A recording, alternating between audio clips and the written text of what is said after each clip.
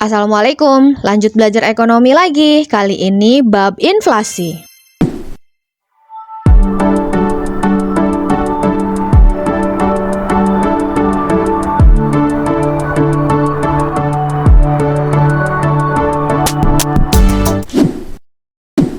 Oke, sekarang kita mau bahas terkait dengan inflasi. Nah, inflasi itu seperti apa sih? Inflasi itu adalah kondisi di mana ada dua ciri nih ya, yaitu adalah harga-harga. Harga-harga tapi secara umum itu naik, dan naiknya itu terus-menerus. Itu dua ciri-ciri inflasi. Nah, saat ini kita mau bahas faktor-faktor penyebab inflasi ya. Faktor penyebab inflasi. Kita mau bahas dua faktor utama yang soal sering bahas ya. Yang pertama, kita mau bahas inflasi karena tarikan permintaan. Inflasi karena tarikan permintaan, masih ingat materi permintaan. Kalau di ekonomi, permintaan itu bahasa ekonominya adalah demand ya. Demand. Jadi inflasi karena tarikan permintaan adalah istilahnya demand pull inflation. Soal biasanya menggambarkan demand pull inflation itu dengan kurva. Biasa kurva ada yang vertikal, ada yang horizontal, dan ini price, quantity. Ada yang permintaan itu hormat kanan, penawaran itu adalah hormat kiri, gitu ya. Ini kan permintaan nih, demand. Ini yang merah penawaran, supply. Ini kondisi keseimbangan yang pertama, price equilibrium yang pertama. Tarik ke sini ini harga keseimbangan yang pertama, tarik ke bawah ini quantity keseimbangan yang pertama, gitu kan. Nah, kalau tarikan permintaan berarti satu kondisi di mana permintaannya banyak banget. Kayak misalnya mau lebaran, itu kan harga-harga pada naik tuh. Masih ingat di materi kurva permintaan? Silahkan lihat yang ini di materi kurva permintaan. Kalau permintaan naik, itu kan gesernya ke kanan ya. Kanannya kanan atas ke sini. Nah, gitu. Jadi dia bergeser ke kanan atas. Berarti bergeser yang tadinya ini demand pertama, ini demand pertama jadi demand kedua, demand kedua. Kemudian equilibriumnya, titik keseimbangannya, nah bergeser ke sini. Ini equilibrium yang kedua. Lihat, tarik ke samping sini, berarti price-nya yang keduanya. Dari P1 ke P2 berarti kan P-nya naik. Ini sesuai dengan ciri-ciri harga-harga naik.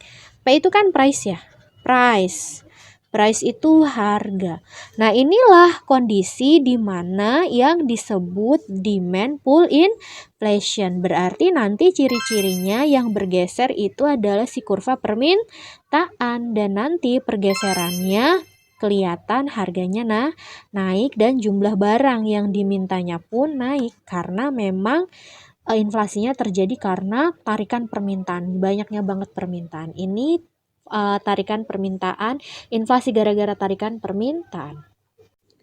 Yang kedua, kita mau bahas inflasi karena kenaikan biaya produksi. Nah, biaya produksi ini, biaya kan cost ya. Berarti nanti istilahnya adalah cost push inflation. Dan biaya produksi itu nanti kurvanya bermainnya di kurva penawaran. Karena kan kurva penawaran yang bikin kan produsen ya, PQ. Kita gambarkan dulu sama kayak tadi, kondisi keimbangan yang pertama, ada yang permintaan, ada penawaran, berarti ini demand, ini supply, ini titik keseimbangan yang pertama. Tarik ke sini berarti ini harga keseimbangan yang pertama, tarik ke bawah ini quantity keseimbangan yang pertama. Nah, kalau biaya produksi naik menyebabkan penawarannya turun. Penawaran turun tuh bergesernya ke kiri. Nah, bergesernya ke sini. Nah, gitu ya. Berarti mana nih equilibrium tadi kan equilibrium yang pertama, ini titik equilibrium yang kedua. Tarik ke samping, betul kan? Berarti ini P2, harganya naik nggak? Naik, harganya naik. Ini merupakan ciri-ciri inflasi dan Q2-nya di sini ya, Q2. Nah, inilah yang disebut cost push inflation. Ciri-cirinya si kurva penawarannya yang bergeser. Ayo kita kerjain soal. Soal yang pertama. Suatu kejadian menunjukkan kenaikan harga-harga umum dan terus menerus. Berarti udah jelas ya, ini adalah inflasi. Soal berikutnya udah ada kurvanya nih. Pergeseran demand dari D1 ke D2, berarti ini geser ya, dari sini ke sini, menyebabkan terjadinya perubahan harga dari P1 ke P2 ini ya, berarti P-nya naik. Sehingga keseimbangan pasar bergeser dari E1 ke E2. Hal ini menunjukkan, ingat, yang bergesernya demand berarti dia adalah jelas demand pull inflation. Ya, ini jawabannya adalah yang D. Soal berikutnya, inflasi yang terjadi karena adanya peningkatan permintaan masyarakat. Peningkatan permintaan, ingat permintaan itu demand. Permintaan masyarakat terhadap berbagai barang produksi di pasar disebut apa? Disebutnya adalah demand pull inflation. Jadi yang ini jawabannya adalah yang B. Grafik tersebut ada grafik inflasi yang disebabkan oleh, nah lihat grafik itu berarti kurva ya, kurva. Nah kurva di samping ini yang bergeser mana nih? Yang bergeser adalah S. Yang bergeser itu S kan, S itu kan penawaran. Nah kalau yang bergeser penawaran, tadi sudah kita bahas, ini adalah istilahnya cost push inflation.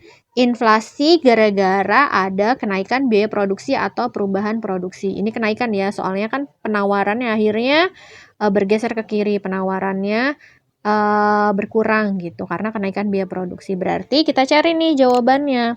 Grafik tersebut adalah grafik inflasi yang disebabkan oleh perubahan biaya produksi dong. Kalau ini kan permintaan, salah. Ini juga salah, ini juga salah. Ya, ini berarti jawabannya yang A.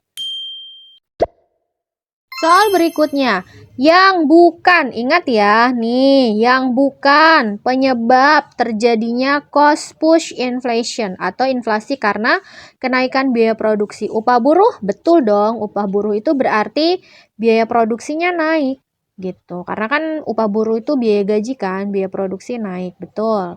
Daya beli konsumen masyarakat meningkat, salah. Kalau daya beli, ini kalau konsumen, ini pasti terkaitnya dengan permintaan gitu ya. Jadi yang ini jawabannya yang B. Kalau yang bawahnya betul ya. Ini kan biaya produksi, bahan baku juga produksi. Yang ini berarti jawabannya yang B.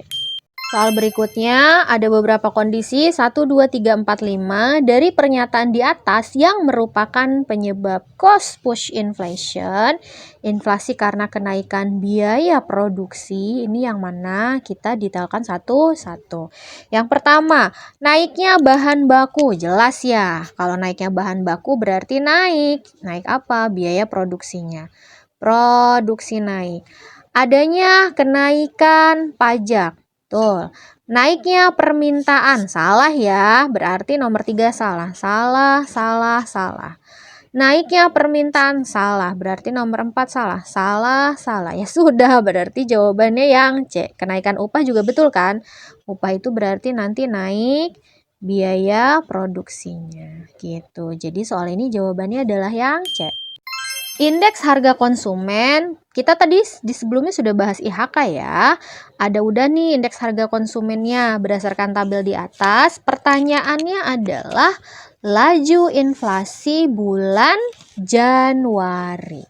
Januari ya, berarti data yang digunakan adalah Januari dan Desember. November tidak digunakan. Oke, laju inflasinya mudahnya adalah berarti IHK tahun ditanya dikurangi IHK tahun ditanya dikurangi 1 atau tahun sebelumnya dibagi IHK tahun ditanya dikurangi 1 tinggal dikali 100% gitu. Yang mudah sih ya. Kalau yang mudah, kalau saya cara ngingetinnya adalah ditanya dikurangi sebelumnya, bahasa mudahnya dibagi sebelumnya gitu. Kita masukin angkanya. 106,35 dikurangi 105 dibagi 105 tinggal dikali 100%.